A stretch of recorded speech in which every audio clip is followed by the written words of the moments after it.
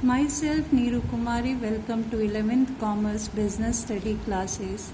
It's part first of chapter 2, that is forms of business organization.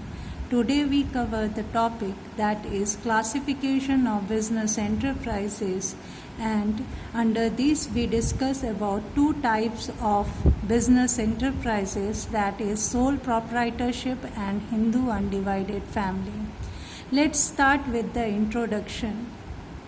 There are various types of business organization found in our society. The three broad category of it is private sector enterprises, public sector enterprises, and joint sector enterprises. Let's discuss one by one these three types of enterprises. The first type of enterprise that we discuss is the private sector enterprises. These sector enterprises owned, managed and controlled by the private individuals. The main aim of these type of enterprises is to earn maximum profit. The example of private sector enterprises are Reliance India Limited, Tata Company, Birla Company, Wipro, etc. The second type of enterprise are the public sector enterprise. These sector enterprise owned, controlled and managed by the central and state government. The main aim is to provide services to the society. The example of it is SAIL, GAIL and LIC. SAIL is the Steel Authority India Limited. GAIL is the Gas Authority India Limited. The next type of enterprise is the joint sector enterprise. It's clear from the name that this sector enterprise is jointly owned, controlled and managed by the private and government. And the example related to it is the Maruti Udyog Limited, Cochin Refineries, etc. Let's discuss the forms of private sector enterprises. There are 5 types or 5 forms of business enterprises that you study under this chapter. The first one is sole proprietorship, second is joint Hindu family business, and third is partnership business, fourth cooperative society, fifth is company. Today we discuss only two forms of business enterprises. Let's start the first form of business enterprises, that is the sole proprietorship. Let's start with the definition, that is this type of business is owned, managed and controlled by the single individual. And the main features of sole proprietorship is, first, there is a single ownership found in this type of business. Means this business is run by the single person. Second, formation and closure. There is no legal formalities required to start and close this type of business. Third, unlimited liabilities. The proprietor is personally liable for all types of debt. Fourth, individual risk bearing and profit recipients, because this type of business individually run by the proprietor, so he get whole profit and bear whole loss related to this business. Then the fifth is one man control, because this type of business individually run by the person, so there is this type of business controlled by the single person. Then sixth, no separate legal entity, means there is no difference between the owner and the enterprise. The next one is the lack of business continuity, because this type of business individually run by the person, so the death, insolvency directly affect the business of the person. Eighth is the small size. This type of business is suitable for small size business. Now we discuss about the advantage and disadvantage of the sole proprietorship. First of all, we discuss about the advantages. First, quick decision, because this type of business run by the single person, that's why he take all the decision related to business quickly. Second, confidentiality, means secrecy maintained by the person. Third, direct incentives, all the profit and loss is related to the single person. Next one is sense of accomplishment. There is sense of accomplishment found in this type of business. Fifth, easy to form and dissolve.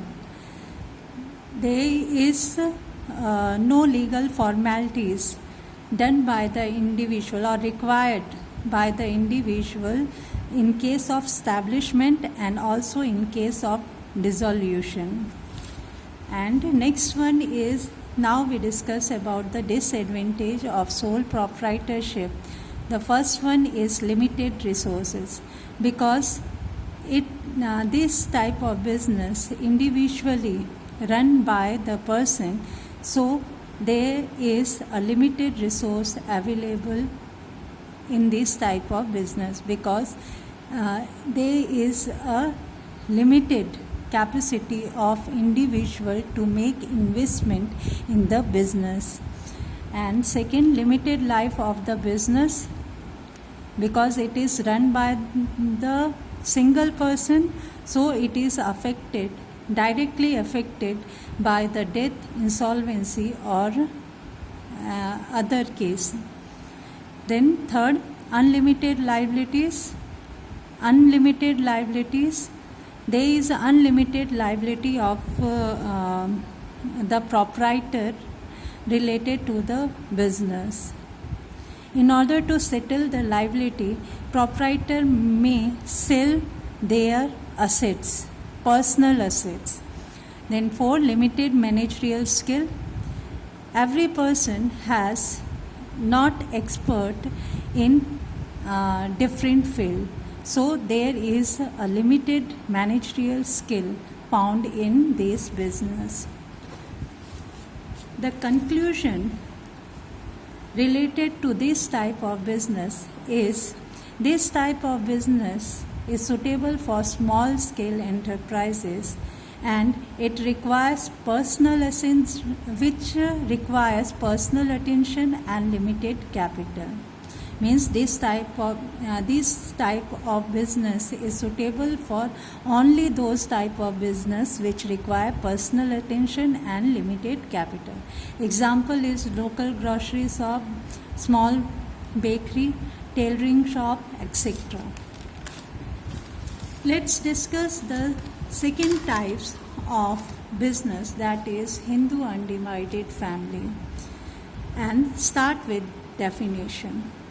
This type of business is carried by the member of Hindu undivided family.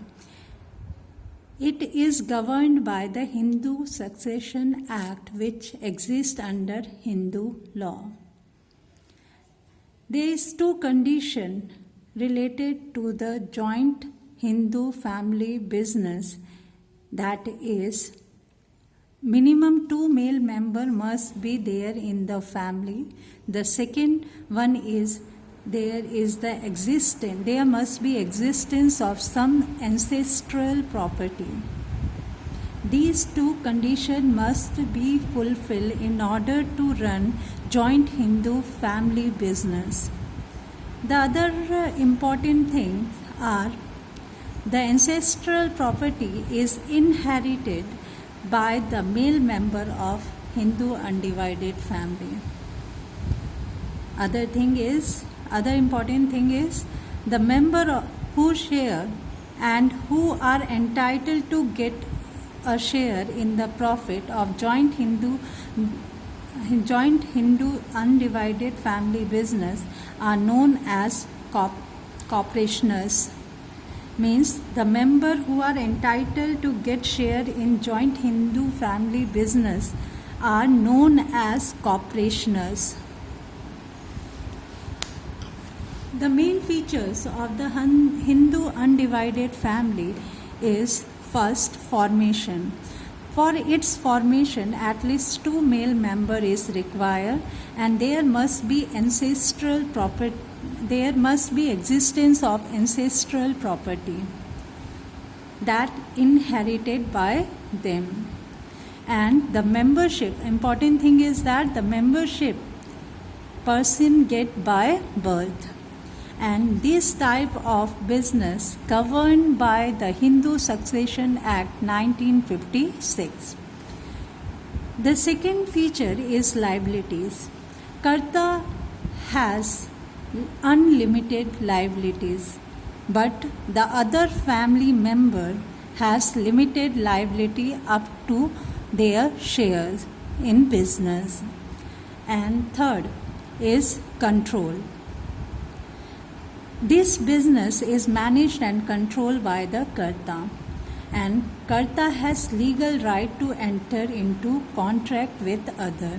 Means Karta has only right to make contract with others. And the other important thing is that there is no other member have right to take decision related to the management. And the last feature is minor member. Child become a member by birth in this type of business, and there is no restriction for the minor to become a member of the family. That's all for today. Have a nice day.